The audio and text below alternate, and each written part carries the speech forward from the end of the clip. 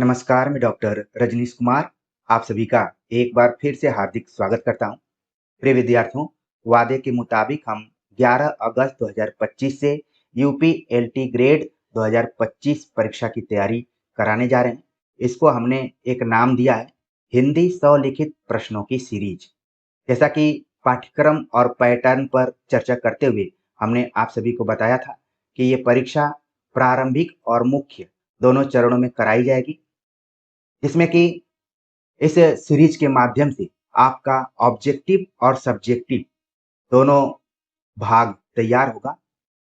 आमतौर पर लिखित परीक्षा यानी मुख्य परीक्षा को लेकर आप सभी के कमेंट्स आ रहे हैं कि इसकी तैयारी कैसे करें। तो हमने उसके लिए सीरीज शुरू की है और पाठ्यक्रम पूरा होने तक ये सीरीज चलती रहेगी। जैसा कि आप जानते हैं, ये लिखित प्रश्न दो तरीके के होंगे, 125 शब्दों वाले प्रश्न और 200 शब्दों वाले प्रश्न। इनको लेकर हम आप सभी से बातचीत करेंगे। पाठ्यक्रम के अनुसार यूनिट वाइज पूरी बात होगी। मुख्य परीक्षा में कैसे लिखना है, इसको लेकर भी हम चर्चा करेंगे। आपको ये नहीं भूलना है कि आप सभी ऑब्जेक्टिव परीक्षा की तैयारी करते-करते लिखने की जो प्रैक्टिस होती है, उसको छोड़ चुके हैं, भूल चुके हैं। इसलिए जब हम आप सभी के सामने अपने क्लास को प्रस्तुत करेंगे, तो आपको कॉपी कलम लेकर बैठना पड़ेगा और उस ज़माने को याद करना पड़ेगा जब आपको कोई अध्यापक क्लास में नोट्स बनवाता था, लिखवाता था, तो आप लोग लिखते थे। अब आप इस वीडियो के स्क्रीनशॉट लेने का प्रयास नहीं करेंगे, बल्कि लिखेंगे। प्रिय विद्यार्थियों, स्क्रीनशॉट लेने से कोई फ़ायदा नहीं होगा, आपको एग्ज़ाम में लिखना पड़ेगा। इसीलिए मैं पहले ही आगाह कर दे रहा हूँ, क्योंकि ढेर सारे विद्यार्थी होंगे स्क्रीनशॉट लेकर बाद में लिखने का प्रयास करेंगे। ऐसा आपको नहीं करना है, साथ-साथ आपको लिखना है। लिखते समय आपको सावधानी रखना है। जैसे एक विद्यार्थी ने एक दिन फ़ोन कॉल पर बताया कि सर आपने विश्वनाथ प्रसाद त्रिपाठी की किताब बताई थी, हमने खरीद ली। तो हमने कहा कि एक बार फिर से बोलिए, विश्वनाथ प्रसाद त्रिपाठी हैं या फिर विश्वनाथ त्रिपाठी हैं? कई बार जब हम अभ्यास नहीं किए रहते हैं, चीज़ों पर ध्यान नहीं देते हैं, तो फिर हमारी ज़बान भी लड़खड़ाने लगती है और जब ज़बान लड़खड़ाती है, दिमाग कंट्रोल में नहीं होता है, तो हमारी कलम भी इधर-उधर होने लगती है। तो आपको ध्यान में रखना है, हिंदी साहित्य का सरल इतिहास विश्वनाथ त्रिपाठी ने लिखा है, न कि विश्वनाथ प्रसाद त्रिपाठी ने लिखा है। देखिए, आप एग्ज़ाम में पूरा लिख कर आएँगे, लेकिन इसी के कारण आपका आंसर वहाँ पर गलत हो जाएगा या फिर ये माना जाएगा कि आपने ध्यान नहीं दिया है। इसी तरीके से भगीरथ मिश्र आपको लिखना है, न कि भागीरथ मिश्र लिखना है। छोटी-छोटी चीज़ों के बारे में हम आप सभी को बता रहे हैं, जो कि आपके नंबर बढ़ाने में काफ़ी योगदान देंगे। जैसे नगेंद्र होता है, न कि नागेंद्र है। शुक्ल होता है, न कि शुल्क होता है। कई बार हमने देखा है, कॉपी को चेक करते हुए कि विद्यार्थी लिखते हैं कि आचार्य रामचंद्र शुल्क ने लिखा है। कई बार लगता है कि हमने सही लिखा है, लेकिन हमारा जो कॉम्बिनेशन है दिमाग का और हाथ का, वो अगर एक-दूसरे के साथ जुड़कर नहीं चल रहे हैं, तो हमारी कलम कुछ की कुछ लिख देती है। तो देखिए, ये छोटी-छोटी बातें हैं, चूँकि आप सभी को हम दिल से यहाँ पर पढ़ा रहे हैं, तो उन बिंदुओं की तरफ संकेत कर रहे हैं जिन पर कि आपको ध्यान देना चाहिए। आपकी तमाम तैयारी धरी की धरी रह जाएगी, जब आप इन शब्दों को ठीक से नहीं लिख पाएँगे। तो उत्तर लिखाते समय उन सावधानियों पर हमारा फ़ोकस रहेगा। आज का जो क्लास है, ये एक तरीके से इंट्रो और डेमो क्लास के रूप में है। आपको इससे पता चलेगा कि आपकी यूपी एल्टीग्रेड 2025 की क्लास कितने समय से चलेगी, क्लास का फॉर्मेट क्या होगा, रिकॉर्डेड होगा, लाइव क्लास होगा और हमारा उद्देश्य क्या है कि कोर्स को पूरा कराया जाए और जिन 100 प्रश्नों पर हम चर्चा करेंगे, यही प्रश्न हूबहू आपकी परीक्षा में आ जाएँ, उससे मिलते-जुलते फॉर्मेट में भी आएँ, ताकि आपको लगे कि आपने अनुराज हिंदी एकेडमी पर विश्वास किया, तो वहाँ से आपको लाभ मिला है। हम कोर्स और पेड कोर्स के बारे में ज़्यादा आपसे डिस्कस नहीं करेंगे, क्योंकि आपका ध्यान भी भटकेगा। आपने जो भी कोर्स इधर-उधर लिया होगा, आप उसको लेकर पढ़िए, लेकिन समय निकाल कर इस चैनल पर ज़रूर दीजिए। ये चैनल आपको अंदर से मजबूत करने वाला चैनल है। तो आप समझ गए होंगे कि हमारी जो क्लास होगी वो रात में 8 से 9 बजे के बीच में होगी, रिकॉर्डेड फॉर्मेट में भी, लाइव क्लास के रूप में भी होगी, जिसकी सूचना हम समय के अनुसार दे देंगे। कोर्स को हम पूरा कराएँगे, निःशुल्क तरीके से पूरा कोर्स कराएँगे, ये मानकर चलेंगे कि हमें ही खुद परीक्षा में बैठना है, ठीक है? और लिखते समय क्या-क्या सावधानी रखनी चाहिए, उसके ऊपर भी हम चर्चा करेंगे और आप कोशिश कीजिएगा कि जब हम लिखित प्रश्नों के उत्तरों को लिखाएँगे या फिर बताएँगे आपको, तो आप कॉपी कलम लेकर बैठे रहिएगा। आपके पास कॉपी कैसी होनी चाहिए, ठीक है? अगर मार्केट में इस तरीके की कॉपी मिल जाए आपको और उसका जो फॉर्मेट यहाँ पर है, फॉर्मेट यहाँ पर है, आप देख रहे होंगे कि इसमें दिया गया है, ठीक है? दोनों साइड में इसमें लाइन बनाई गई है ताकि आप उस तरीके से अपने आंसर को मिलाएँ। अगर ये किताब कॉपी आपको नहीं मिल पा रही है, तो आपके पास जो भी कॉपी है, कोशिश कीजिए कि आप प्लेन पेज पर लिखने का प्रयास कीजिए, ठीक है? जिससे कि आप एक अगर मान लीजिए आपको प्लेन कॉपी मिल जाती है, तो वहाँ पर दिक्कत ना हो, क्योंकि हमने देखा है कि बहुत सारे विद्यार्थी तिरछा-तिरछा ऐसे लिखना शुरू कर देते हैं और अच्छी खासी राइटिंग भी खराब होने लगती है। तो प्रैक्टिस आपको करना है तो A4 साइज़ की जो भी बुक है, अ, कॉपी है, उसको आप खरीद लीजिए और अपने से ही दोनों तरफ ऐसे खींच लीजिए और उस हिसाब से लिखिए और लिखने की जो लाइनिंग हो, एकदम से बराबर हो, गैपिंग भी एकदम से बढ़िया हो, देखने में अच्छा लगे। चूँकि हमें कॉपी देखने का अवसर मिलता है बीए और एमए के विद्यार्थियों का, तो वो बहुत सारे विद्यार्थी हैं जो कि एक लाइन में 2 से 3 शब्द ही लिखते हैं। किसी ने उनको बताया होगा या फिर कि खूब पेज भरना। लेकिन आप जा रहे हैं नौकरी वाले एग्ज़ाम में, तो कोशिश कीजिए कि गहन लिखने की कोशिश कीजिए, मतलब कि घना लिखने का प्रयास कीजिए। वो राइटिंग अच्छी होती है, ठीक है? और हम आप सभी से गूगल मीट पे भी कभी-कभी आपके नोट्स को देखेंगे।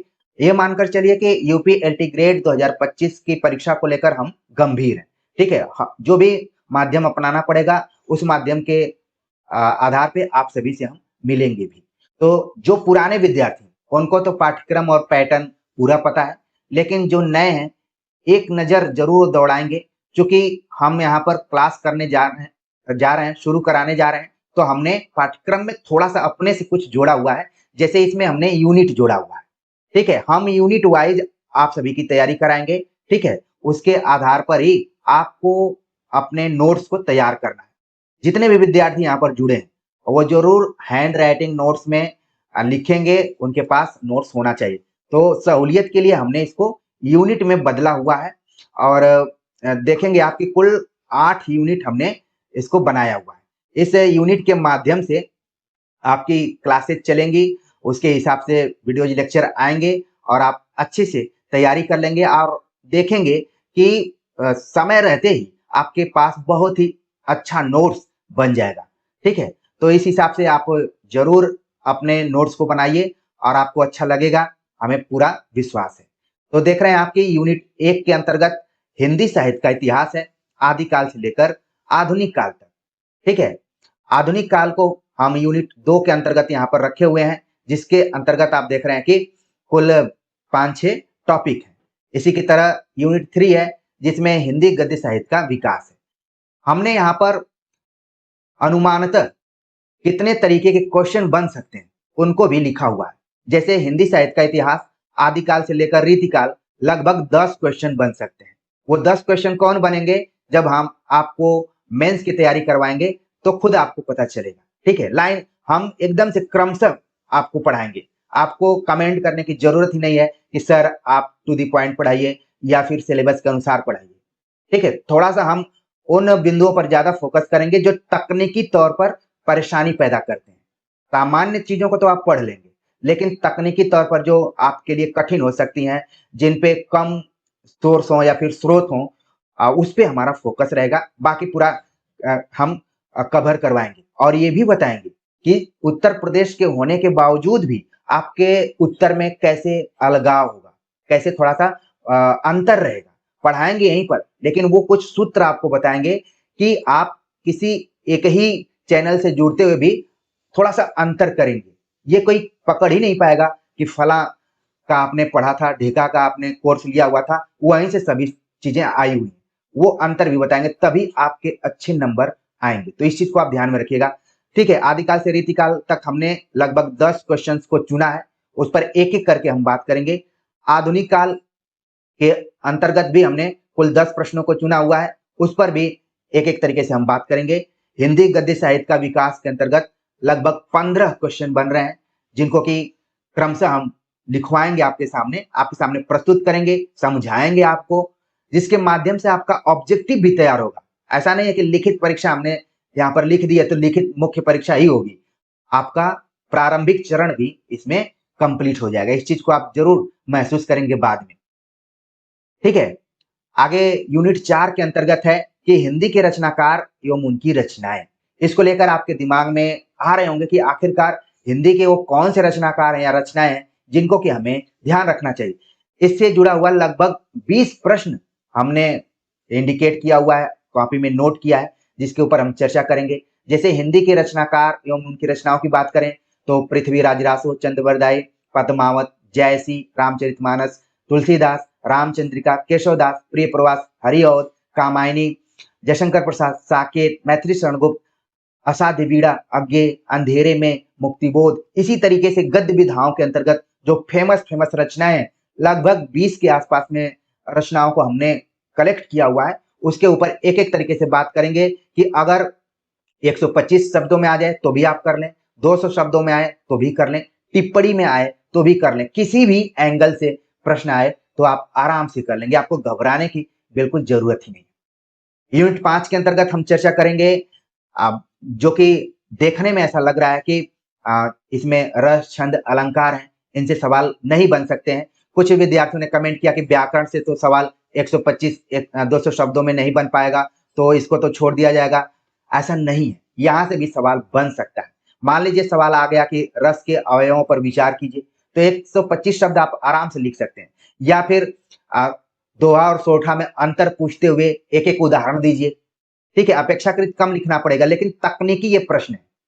आप आदिकाल की प्रवृत्ति को लिख लेंगे, भक्ति काल की प्रवृत्ति को लिख लेंगे, लेकिन मान लीजिए दोहा और सोठा में अंतर करते हुए उदाहरण सहित बताइए, तो ये आपके लिए तकनीकी हो गया, क्योंकि इसका भी उतना ही अंक है जितना कि उन सरल प्रश्नों का है। तो यहां से भी प्रश्न बन सकते हैं, ऐसा नहीं है कि प्रश्न नहीं बनेंगे। अलंकार से बन सकते हैं कि अलंकार की परिभाषा देते हुए इसके भेदों पर चर्चा करते हुए कुछ अलंकारों के उदाहरण दीजिए, यहाँ से भी सवाल बन सकता है। और काव्य गुण, काव्य दोष से तो प्रायः सवाल पूछे जाते हैं कि काव्य गुण से क्या तात्पर्य है, इसके भेदों पर चर्चा करते हुए विस्तार से लिखिए। तो 125-200 शब्द पर्याप्त है लिखने के लिए, काव्य दोष से भी सवाल आ सकते हैं। ठीक है, तो यहाँ से कैसे सवाल बनेंगे हमने इंडिकेट किया कि लगभग 10 के आसपास में सवाल बन रहे हैं। उन सवालों को लेकर आपसे हम चर्चा करेंगे। आपको बिल्कुल चिंता करने की जरूरत नहीं है। जरूरत यह है कि विश्वास करते हुए इस चैनल से जुड़े रहना है। कितना भी आप व्यस्त रहिए और दूसरी जगह पर भी व्यस्त रहिए, लेकिन समय निकालकर जरूर ये कीजिए। ये मानकर चलिए कि कोई है जो आपके बारे में सोचता है। यूनिट 6 के बारे में हम बात करें तो इसमें हिंदी की विभाषाएं, बोलियां, हिंदी की शब्द संपदा, हिंदी की ध्वनियां, देवनागरी लिपि, नामकरण, विकास, विशेषताएं, सीमाएं, सुधार के प्रयत्न, इन सभी चीजों को इसलिए पढ़ना पड़ रहा है कि बहुत सारे विद्यार्थी नए होंगे, जो पुराने होंगे हो सकता है कि शुरू में ध्यान नहीं दिए होंगे। अब काक चेष्टा बको ध्यानम के दृष्टिकोण से वो जरूर देख रहे होंगे कि हमें विभाषाएं पढ़नी है। तो ये विभाषाएं क्या होती हैं? विभाषाएं मतलब जो उपभाषाएं हैं या फिर जिसको डायलेक्ट कहा जाता है। हिंदी की 5 उपभाषाएं और बोलियों को आपने पढ़ा होगा। इसी तरीके से बोलियां हैं, बहुत सारी बोलियां हैं, लेकिन हमें किन बोलियों को पढ़ना है? जिनका संबंध हिंदी से है। ठीक है, हिंदी की शब्द संपदा क्या रही है? तद्भव, तत्सम, देशज, विदेशज, संकर शब्द जो बने हुए हैं, ठीक है, उनके बारे में पढ़ना है। यहां से भी सवाल पूछा जा सकता है। 125-200 शब्द के सवाल प्राय बन सकते हैं। हिंदी की जो ध्वनियां रही हैं, स्वर और व्यंजन ध्वनियां, उनके जो उच्चारण स्थान रहे हैं, उन सभी चीजों को लेकर भी यहाँ पर सवाल बन सकता है। और कोई सवाल बने या ना बने, देवनागरी लिपि से तो 100% सवाल बनेगा। और इसको लेकर मैं लिख कर भी दे सकता हूं कि जब आप एग्जाम में जाएंगे तो वहां पर देवनागरी लिपि से संबंधित एक प्रश्न आपको देखने को जरूर मिलेगा। तो यूनिट 6 के अंतर्गत कुल 10 प्रश्न यहाँ पर बन रहे हैं। 5 टॉपिक हैं, लेकिन प्रश्नों की संख्या 10 के आसपास में बन रही है, जिसको लेकर हम आप सभी से चर्चा करेंगे। यूनिट 7 के अंतर्गत हिंदी व्याकरण, जिसके अंतर्गत कारक, लिंग, वचन, उपसर्ग, प्रत्यय, ठीक है, वर्तनी शुद्धि, पर्यायवाची विलोम, सूत्र सम भिन्नार्थक शब्द, वाक्यांश के लिए एक शब्द, मुहावरा, लोकोक्ति, ये सभी टॉपिक आपको पढ़ने हैं। यहाँ से लगभग 5 प्रश्न बनने की संभावना है, हमने अनुमान लगाया हुआ है। सवाल पूछा जा सकता है कि कारक से आप क्या समझते हैं, विस्तार से लिखिए। तो आपको कर्ता कारक से लेकर संबोधन तक पूरा एक चार्ट बनाना पड़ेगा, जो कि व्याकरण में कम लिखना पड़ता है लेकिन ठोस लिखना पड़ता है। इसमें आप कोई लफाजी नहीं कर सकते, कोई इधर उधर की स्टोरी नहीं लिख सकते। आ सकता है कि लिंग से आप क्या समझते हैं, हिंदी में कितने लिंग के कितने भेद हैं, उदाहरण सहित लिखिए। तो आपको लिखना पड़ेगा, आपको ये नहीं बताना पड़ेगा कि व्याकरण है तो हम कैसे इसको लिखेंगे, लिखना पड़ेगा। उपसर्ग प्रत्यय से प्राय सवाल पूछे जाते हैं। अगर आपने आरओ यूपीपीसीएस मेंस के पेपर्स को देखे होंगे तो कुछ सवाल आते रहे हैं लिखित वाले में, ठीक है। तो आपको थोड़ा बहुत यहाँ से ध्यान रखना पड़ेगा। लगभग 5 प्रश्न हैं जिनको लेकर हम चर्चा करेंगे। आगे बात करते हैं संस्कृत साहित्य, जो कि एक पोर्शन आपके सिलेबस में लगा हुआ है। इसमें प्रमुख रचनाकार और उनकी रचनाएं दी गई हैं, जिसमें कि लगभग 7 से 8 रचनाकार हैं। यहाँ से लगभग 10 प्रश्न बनने के चांस हैं, जिसको लेकर हम आप सभी से चर्चा करेंगे। बिल्कुल आपको परेशान नहीं होना है। और आप देखेंगे कि परीक्षा हॉल में जाने के बाद चाहे 125 शब्द के सवाल आए, चाहे 200 शब्द के सवाल आए, आप आराम से कर लेंगे और बहुत प्रसन्न रहेंगे, ठीक है। इसी में दूसरा पोर्शन दिया गया है जो कि संस्कृत व्याकरण के दृष्टिकोण से है। आप देख रहे हैं कि संधि से सवाल पूछा जा सकता है कि संधि से क्या तात्पर्य है, उसके भेदों पर चर्चा करते हुए कुछ उदाहरण दीजिए। सवाल बनाने के लिए तो कुछ भी बन सकते हैं, तो बनेंगे तो आपको उत्तर कैसे लिखना है वो ज्यादा जरूरी है। समास से भी सवाल पूछे जा सकते हैं। समास के अगर 6 भेद से संबंधित सवाल आ जाएं कि समास को परिभाषित करते हुए इसको भेदों पर विचार करते हुए उदाहरण सहित स्पष्ट कीजिए, तो आपको 6 जितने भी समास हैं पूरा आपको बताना पड़ेगा। आपको वहां ये नहीं करना होगा कि इसको कैसे हम लिखेंगे, पूरा सब समझ में आपको आ जाएगा। लगभग 5 सवाल इससे बन रहे हैं। तो प्रिय विद्यार्थियों, आपको आपके दिमाग में मोटे तौर पर एक संरचना बन गई होगी, एक स्वरूप निर्धारित हो गया होगा कि आखिरकार हमें लिखित परीक्षाओं की तैयारी करते समय किस पोर्शन से कितना ध्यान रखना है, कितने प्रश्न बन सकते हैं। तो यहाँ पर हमने आपको समझा दिया है और आपकी तैयारी हम यूनिट वाइज करवाएंगे। अब आपके दिमाग में प्रश्न उठ रहा होगा कि सर आप सबसे पहले किस यूनिट की शुरुआत करेंगे। हम यूनिट 6 से आपकी तैयारी की शुरुआत करेंगे और जितने भी तरीके के प्रश्न होंगे उन प्रश्नों पर 125 और 200 शब्दों के आधार पर आपके सामने वीडियोज लेक्चर आएंगे, ठीक है। आपके सामने नोट्स को प्रस्तुत हम करेंगे, आराम से आपकी तैयारी होगी। जिसमें कि यूनिट 6 से हम शुरुआत करने जा रहे हैं, जिसके अंतर्गत हिंदी की भी भाषाओं से संबंधित 125 या फिर 200 शब्द जितने तरीके के प्रश्न बन सकते हैं। क्योंकि हम जब प्रश्नों का उत्तर लिखवाएंगे तो ये हमारी कोशिश रहेगी कि वो टॉपिक क्लियर हो जाए। जैसा कि आप जानते हैं, बहुत बार आपने लिखित परीक्षाओं में बैठने का अवसर पाया होगा। आप जितनी तैयारी करते हैं उतने पूरा हुबहू जाकर नहीं लिखते हैं, कुछ उसमें तत्काल में नया जोड़ देते हैं, कुछ जो पुरानी तैयारी आप किए रहते हैं वो काम में आ जाते हैं, उसको जोड़ देते हैं, ठीक है। लेकिन जब आपके सामने फॉर्मेट रहता है, जानकारी रहती है, तो आप अपना बेस्ट लिखने की कोशिश करते हैं। इन सभी प्रश्नों में हम जो भी एकदम ठोस चीजें होंगी उन्हीं को आपके सामने रखेंगे, ठीक है। तो हिंदी की भी भाषाएं पर एक लेक्चर आएगा, फिर इसके बाद बोलियों को लेकर आएगा। जैसे हिंदी की भी भाषाओं में आपको क्या ध्यान रखना है, जो हिंदी की जो 5 उपभाषाएं, ठीक है, उन 5 उपभाषाओं को, जैसे कि राजस्थानी हिंदी, पश्चिमी हिंदी, पूर्वी हिंदी, बिहारी हिंदी, पहाड़ी हिंदी, इन हिंदी में कौन कौन सी बोलियां आती हैं, एक जो चार्ट होता है उसको आप पूरा बना देंगे। उसके पहले आपको बताना होगा कि विभाषा का मतलब क्या है। सारी चीजें हम आपको बताएंगे, आपको बिल्कुल चिंता करने की बात नहीं। उसी तरीके से हम बोलियों के बारे में बताएंगे आपको कि जिस तरीके से मनुष्य भाषा के माध्यम से अपने भावों और विचारों को अभिव्यक्त करता है, उसी तरीके से बोलियों के माध्यम से भी मनुष्य अपने भावों और विचारों को अभिव्यक्त करता है। भाषा और बोली में अंतर भी होता है, ठीक है, व्यापकता और क्षेत्रीयता के दृष्टिकोण से भी।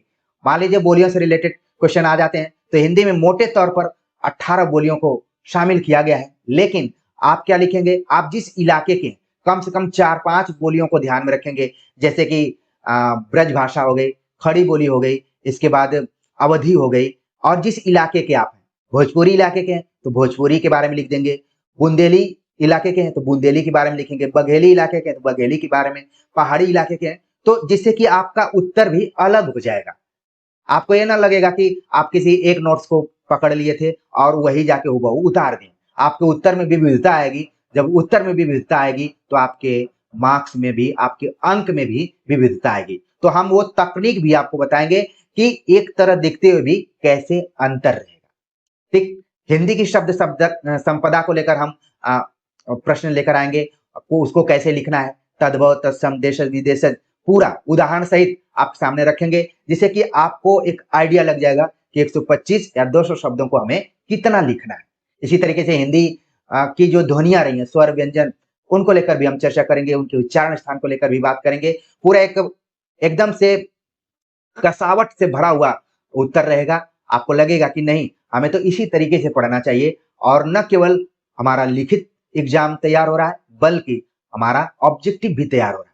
इसी तरीके से हम आपसे चर्चा करेंगे कि देवनागरी लिपि नामकरण विकास विशेषताएं।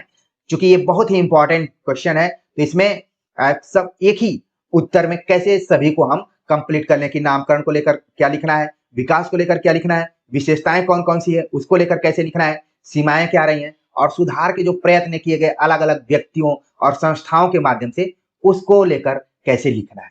तो ये आज का जो एक क्लास था वो इंट्रो और डेमो क्लास था और विश्वास पैदा करने वाला क्लास था कि जब हमने 11 अगस्त 2025 कहा था तो उसको भूला नहीं था और उसको लेकर हम चिंतन मनन कर रहे थे।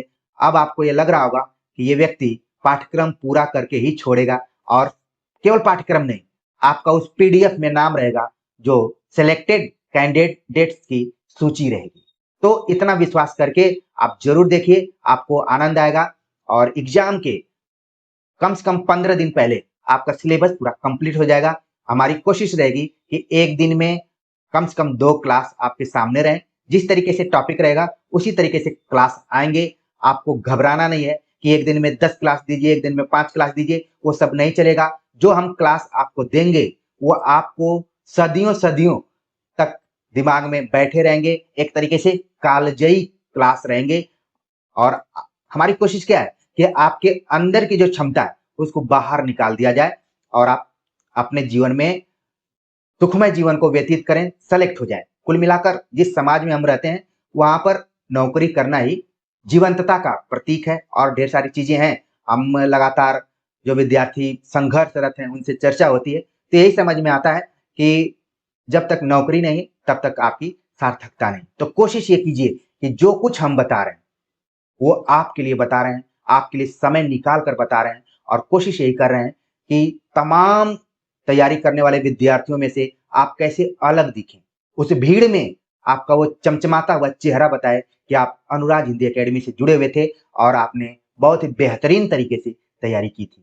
तो इसके लिए आप सभी का सहयोग भी चाहिए। आप अपने दोस्तों को इस चैनल के बारे में बताइए, जो भी रिलेशन में उनको बताइए। हालांकि कंपटीशन तो है, आप लेकिन फिर भी आपके सपोर्ट से ही हमारा भी मनोबल बढ़ता है। तो चीजों को आप समझते होंगे, मनोभावों को समझते होंगे। क्योंकि आप सभी का जुड़ाव ही हमारी मजबूती है, तो उस जुड़ाव को और मजबूत कीजिए। तो आगे हम प्रश्नों के उत्तरों को लेकर आएंगे। यूनिट 6 जो कि पूरा हिंदी भाषा से जुड़ा हुआ यूनिट है, उसको लेकर हम बातचीत करेंगे। और आप तब तक कॉपी को खरीद लीजिए या फिर एक अनुराग हिंदी एकेडमी चैनल से बना भी लीजिए। और चेक करने के लिए कभी मैं गूगल मीट भी कर सकता हूं और मैं देखना चाहूंगा कि आप लोग बातों को कितना मानते हैं। प्रिय विद्यार्थियों, बात ही तो मानना है। कई बार लोग कहते हैं कि फला की बात हमने नहीं माना, अगर बात मान लिए होते तो आज हम भी यहाँ होते। इस तरीके से हमने कई बार सुना हुआ है। तो आज के ये डेमो क्लास और इंट्रो क्लास को लेकर आप सभी के कमेंट आमंत्रित रहेंगे। उम्मीद करता हूं कि एक रूपरेखा आपके दिमाग में बैठ गई होगी कि भाई हमें कैसे तैयारी करना है, क्या सावधानी रखना है, ठीक है, और फिर कैसे उत्तर लिखना है, उसको लेकर निरंतर हम चर्चा करेंगे। बाकी ऑब्जेक्टिव के लिए आचार्य रामचंद्र शुक्ल कृत हिंदी साहित्य का इतिहास वस्तुनिष्ठ संकलन जरूर अपने पास रखिए। वो लिखित परीक्षा में जो कोटेशन होते हैं उसका यूज आप कर सकते हैं, अपने आंसर को बहुत प्रभावी कर सकते हैं। देखने में वो किताब ऑब्जेक्टिव है लेकिन सब्जेक्टिव से कम नहीं है। तो बातें बहुत हैं। मिलते हैं एक नए टॉपिक के साथ, तब तक के लिए नमस्कार।